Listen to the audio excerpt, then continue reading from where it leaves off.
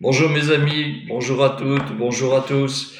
Voilà, à la vidéo a un petit peu de retard et je m'en excuse pour des questions uniquement techniques. Voilà, la vidéo que je vous avais annoncée, que j'ai annoncée, et que l'on va commencer la première partie aujourd'hui, c'est prendre conscience du royaume. Parce que c'est très important de prendre conscience du royaume. Je me rappelle quand j'étais beaucoup plus jeune, dans les églises, on parlait pas trop du royaume. En fait, on avait surtout comme approche de prédication, bon, si vous croyez, vous serez sauvés, si vous ne croyez pas, vous serez condamnés. Donc c'était vite fait. C'était ou le paradis ou l'enfer. Et c'est vrai que c'était réduit à quelque chose de plus simple et j'entendais peu, j'ai peu entendu parler en fait du royaume et à quoi ressemblait le royaume, qu'est-ce que c'était que ce royaume que Jésus nous apportait. Et on avait une idée, quand j'étais jeune, gamin, on avait une idée un petit peu superficielle, voire religieuse du royaume. On parlait du royaume, le paradis, voilà, par exemple, le paradis, on parlait du paradis, le paradis, c'est le royaume. Et puis, on regardait dans l'Apocalypse, la Nouvelle Jérusalem, ça nous donnait un peu une idée de ce qu'était le royaume. Mais en réalité, c'est pas ça le royaume. Alors, le royaume, bon, bien que ça en fasse partie, il est clair que le paradis, la Nouvelle Jérusalem font partie du royaume. Mais il faut bien prendre conscience de l'importance du royaume. Parce que si on n'a pas conscience de cette importance du royaume, de cette grandeur du royaume, on va pas avoir suffisamment d'éléments pour prendre conscience de ce que Jésus a fait de nous. Et ce qu'il a fait pour nous, mais ce qu'il a fait également de nous. Alors, déjà, si on revient dans la Genèse, eh ben, et même au-delà de la Genèse, quand Dieu a commencé à créer le monde, il a commencé par dire que de la lumière soit, hein, et de la lumière fut. Voilà, c'est la première chose technique vraiment astronomique de la lumière. C'est vraiment que la lumière a une vitesse de 300 000 km/s. Donc c'est vraiment très très rapide et c'est une création phénoménale puisque beaucoup de choses dépendent de la lumière. Mais alors on parle du Big Bang.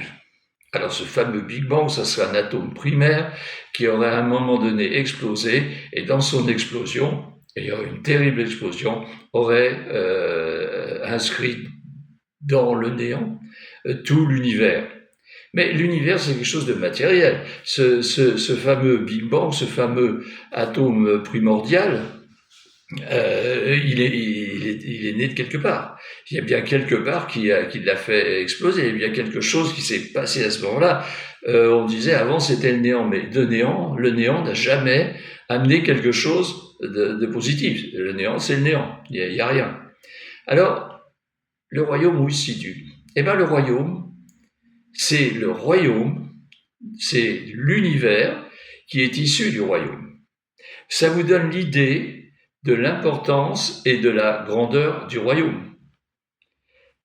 L'univers est issu du royaume. Et quand on voit l'univers, hein, si on s'intéresse un petit peu à ce que nous disent les scientifiques, on voit qu'il faut, rien que pour traverser une galaxie, des centaines de milliards d'années-lumière, hein, pour traverser simplement une galaxie, d'où l'immensité phénoménale du royaume. Alors voilà, disons la première approche, si on peut essayer d'imaginer ce que peut être le royaume.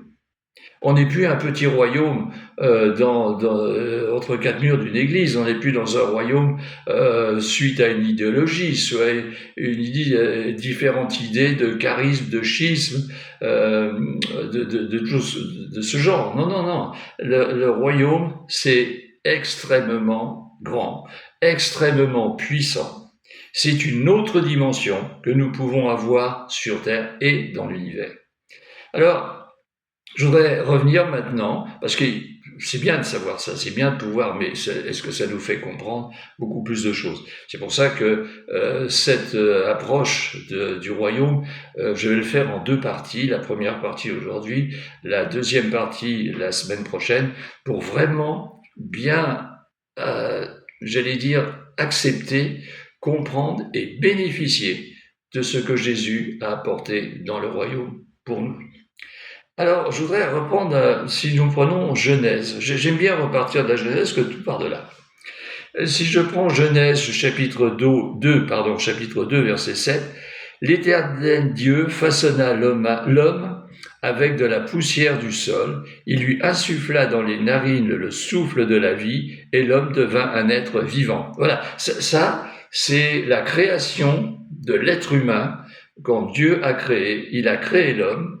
On sait qu'il lui a donné, il est né de la terre, d'ailleurs quand on connaît notre composition charnelle, on voit qu'on vient bien de la terre, et il insuffla le souffle de la vie, en grec zoé, c'est-à-dire un souffle divin, qu'il a insufflé dans l'homme, et l'homme devint un être vivant, il s'appelle Adam. Et nous voyons dans Genèse au chapitre 2 au verset 15, « L'Éternel Dieu prit l'homme et l'établit dans le jardin d'Éden pour le cultiver et le garder. » Alors, bien sûr, il y a une différence. Là, il a donné vie à l'homme et là, il l'établit dans le jardin d'Éden, dans le jardin pour le cultiver et le garder. Alors, bien sûr, il n'a pas donné à Adam une pelle, une pioche pour aller manœuvrer la terre. C'est certainement pas ça. Mais à ce moment-là, Adam avait en lui et avec lui le royaume qu'il devait produire et diriger sur terre. Il avait en lui l'essence divine, l'essence de Dieu, pour diriger la terre. C'est pour ça qu'il est dit, il l'établit. Quand on établit quelqu'un, c'est-à-dire qu'on lui donne une fonction. Et la fonction d'Adam était de diriger la terre et de faire de la terre le royaume. Bon, on sait ce qui s'est passé derrière, ce qui fait que tout ce qui avait été donné à Adam a été piqué, volé par le diable, par Satan. Alors donc, on sait très bien ce qui en découle. Je ne vais pas prêcher là-dessus aujourd'hui, ce n'est pas le but.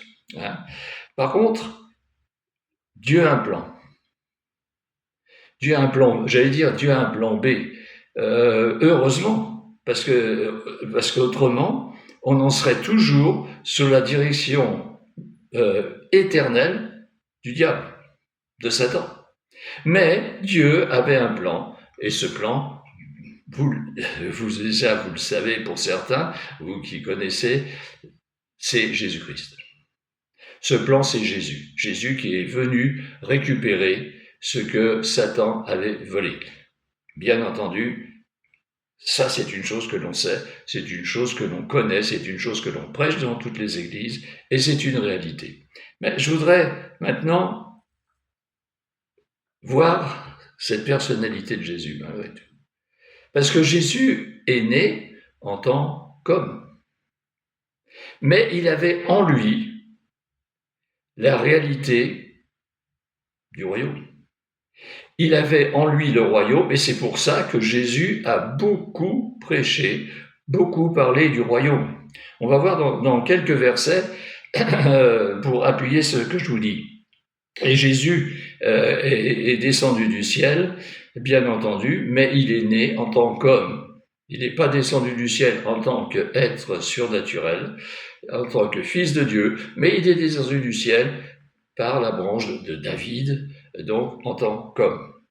Et nous voyons dans Jean, chapitre 3 et verset 13, « Car personne n'est monté au ciel, sauf celui qui en est descendu, le Fils de l'homme. » Voilà, c'est pourquoi Jésus, de temps en temps, se fait appeler le Fils de l'homme. Il ne se fait pas tout le temps appeler le Fils de Dieu, il sait qu'il est le Fils de Dieu, mais il sait aussi qu'il est le Fils de l'homme, parce que c'est en tant qu'homme qu'il devait arriver sur terre, mais en tant qu'homme rempli de l'esprit du royaume. Nous allons lire dans Luc au chapitre 10 et au verset 8, qu'est-ce que dit Jésus quand il envoie ses disciples? Il nous est dit qu'il a des disciples, il passe la nuit à prier avec son Père, et le matin, il réunit des disciples, il en réunit 12 qu'il nomme apôtres. Alors voilà, dans Luc, nous trouvons dans Luc 10, verset 8, dans toute ville, voilà ce que Jésus leur donne comme ordre, en fait. dans toutes les villes où vous irez et où l'on vous accueillera, mangez ce qu'on vous offrira, ça c'est sympathique, guérissez les malades qui s'y trouvent et dites aux gens, le royaume de Dieu est proche de vous. Vous voyez, il ne dit pas, voilà, faites ceci en mon nom. Il ne dit pas, dites, Jésus m'a dit ça, Jésus m'a commandé ça, je le fais au nom de Jésus. Voilà c'est ce qu'il leur demande là.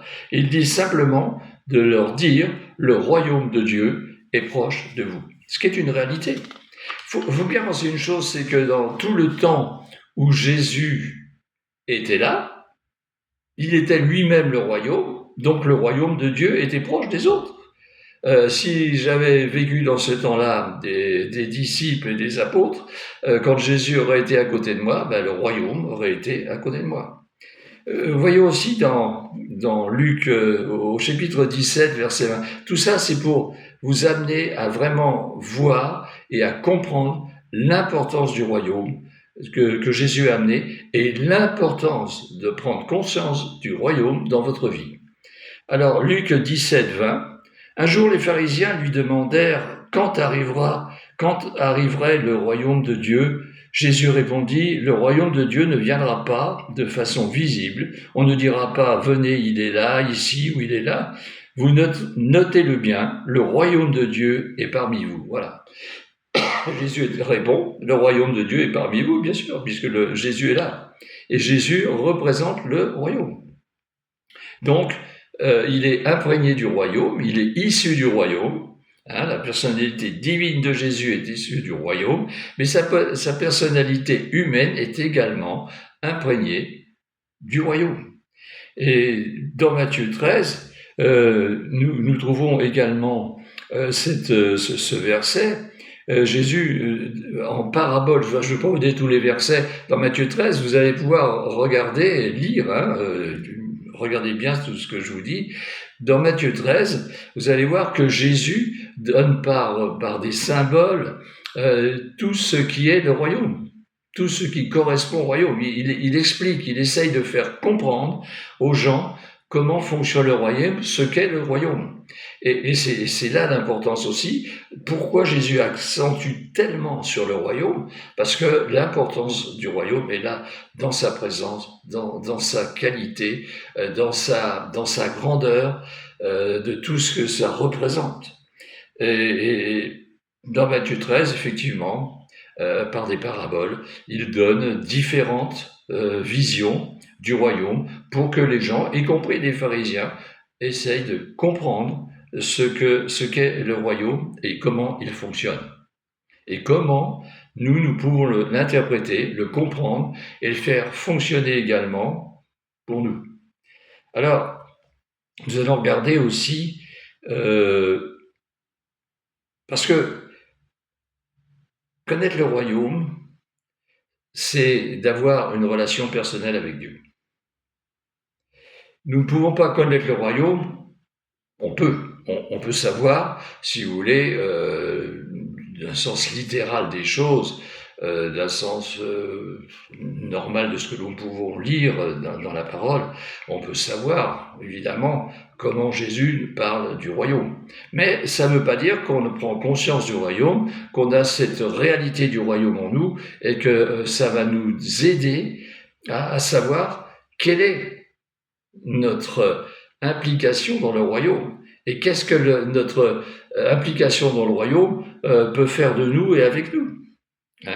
Alors, des fois, vous qui peut-être m'écoutez pour la première fois, vous dites, ou vous qui êtes des chrétiens débutants, disons des gens qui venaient pour la foi dans l'église, vous essayez de comprendre les choses, on vous explique ou on vous explique pas, ça dépend des endroits, des églises, mais si vous voulez rencontrer Dieu, si vous voulez rencontrer le royaume, voir ce qu'est le royaume, je vais vous donner, vous savez, je vois autour de moi, autour d'autres serviteurs bien entendu, que beaucoup de personnes naviguent d'église en église parce qu'ils essayent toujours de chercher, de trouver quelque chose de spectaculaire. Les grandes conventions sont suivies aussi de tas de gens, de chrétiens, de non-chrétiens, pour essayer de voir s'il y a du spectaculaire. Et on attend toujours plus ou moins du spectaculaire. Mais c'est l'erreur. C'est l'erreur. Parce que Dieu ne recherche pas le spectaculaire avec nous. Il cherche une relation personnelle avec nous. Ce qui est complètement différent. D'ailleurs, qu'est-ce que Jésus dit Je crois que c'est dans Matthieu. Oui, dans Matthieu chapitre 6, verset 6. Qu'est-ce que Jésus dit? Mais toi, quand tu veux prier, va dans ta pièce la plus retirée, verrouille la porte et adresse ta prière à ton Père qui est là, dans le lieu secret. Et ton Père qui voit dans le lieu secret te le rendra. Arrêtez de chercher du folklore.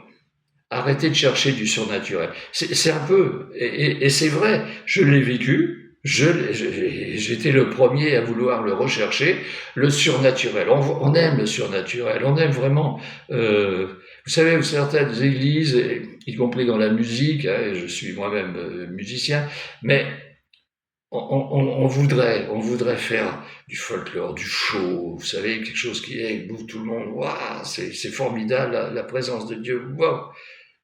Dieu veut qu'on ait une relation personnelle avec lui.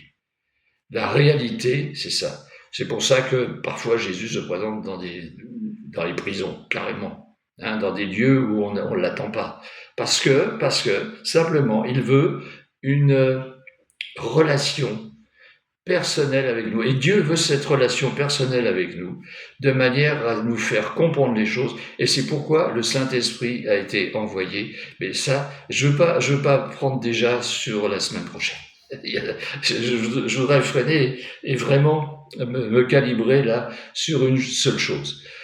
Pour bien vous faire comprendre déjà, évaluer déjà mentalement le royaume. L'importance du royaume, la qualité du royaume, l'immensité du royaume et la puissance du royaume. Alors c'est vrai qu'on attend vraiment toujours quelque chose de spectaculaire, mais non, Dieu veut un moment intime avec nous. Dieu veut un moment intime avec nous. Et c'est pourquoi il dit, quand vous voulez prier, ne faites pas, Jésus le démontre d'ailleurs dans la parole, ne faites pas comme les pharisiens qui se mettent au coin des rues et qui font du folklore et tout ça pour se faire remarquer. C'est pas ça. Dieu ne veut pas ça, Dieu veut une intimité avec vous. Et c'est dans cette intimité que vous pourrez vraiment le connaître et il vous fera connaître le royaume. Alors, c'est vrai que on a trop tendance à vouloir chercher des choses. Je l'ai vécu tout ça, hein. Je l'ai vécu, à chercher, à rechercher, et c'est pour ça que des personnes vont d'église en église. C'est pas avec le royaume, c'est pas avec l'église que vous allez découvrir le royaume. Vous allez découvrir le royaume avec l'instruction, l'enseignement que l'on va vous donner, mais cet enseignement doit pénétrer votre cœur, et cet enseignement doit vous permettre de prendre conscience des choses. Et c'est pourquoi prier, il est dit de prier dans la pièce la plus reculée, d'une manière intime avec Dieu.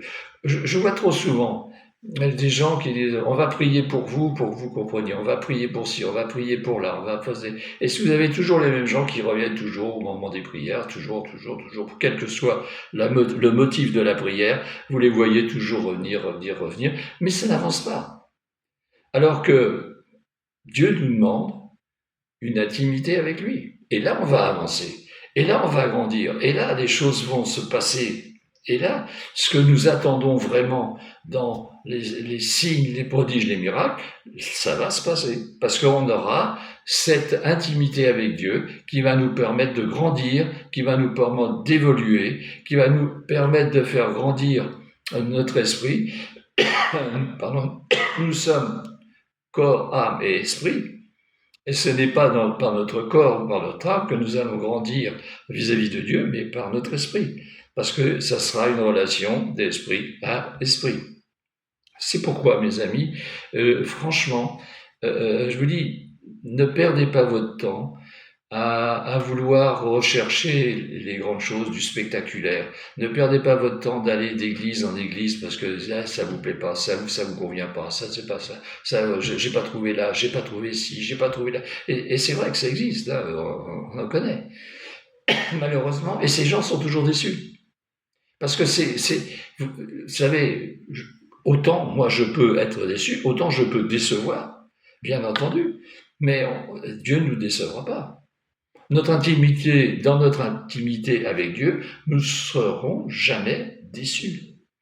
C'est notre Père. Rappelez-vous la vidéo que j'ai faite l'autre fois avec le fils prodigue qui revient, son père lui ouvre les bras. Et c'est la même chose. Si vous recherchez l'intimité avec Dieu, Dieu est là. C'est ce qu'il est dit dans le verset. Je vous ai cité les versets. Relisez-les. Relisez toujours, contrôlez ce que je vous dis. Jamais j'échapperai à ce qui est dit dans la parole. Alors voilà, ce que je voudrais vous dire aujourd'hui, je voudrais pas être long, je cherche pas à faire du timing, à faire vraiment de trop de choses, de dire trop de choses, mais simplement, ce que j'aimerais, c'est vous aider à réfléchir. Prenez un temps de pause. Comme on dit, asseyez-vous, prenez un temps de pause, prenez un temps à l'écart et méditez les choses. Parce que je parle pas de méditation là, dans certains styles, méditation transcendantale et autres. Non, là c'est méditer la parole. La vérité, c'est la parole. La parole est la vérité. Jésus le dit également dans Jean 17. Écoutez, voilà, c'est ce que je voudrais vous amener à faire. C'est prendre conscience que vous pouvez avoir une relation avec Dieu. On ne mérite pas une relation avec Dieu. Est-ce que j'ai mérité, moi, une relation? Est-ce que j'ai mérité ce que je suis? Non, certainement pas. Est-ce que les 5 ministères méritent Non, il n'y a pas de mérite. Et on n'aura jamais de mérite parce qu'on ne méritera jamais rien. Mais par contre, le fait de vouloir être en relation avec Dieu, le fait de vouloir être dans l'intimité avec Dieu, là, Dieu répond oui. Oui, Dieu répond oui. Et nous verrons dans la prochaine vidéo jusqu'où ça peut aller et jusqu'où on peut prendre conscience de ce que Jésus a fait pour nous. Ça, on le sait à la croix, ce qu'il a fait pour nous, mais ce qu'il a fait de nous et comment il nous positionne dans le royaume. Et qu'est-ce que va nous amener le royaume déjà là, nous, sur terre? Ah, ça c'est l'objet de la prochaine, j'entame pas. C'est la prochaine vidéo. Et c'est tellement important de prendre conscience de ça, que ça va complètement changer notre façon de vivre, notre mode de vie, et en fin de parcours, nous amener à une foi réelle. C'est-à-dire une foi, non pas une foi intellectuelle, mais une foi qui est issue de la confiance que l'on met dans la parole, confiance dans ce que l'on met en Dieu. Voilà pourquoi c'est très important. C'est très important, non pas parce que je vous le dis, mais c'est très important de ce que la parole dit. Et bien comprendre ces choses, c'est avancer.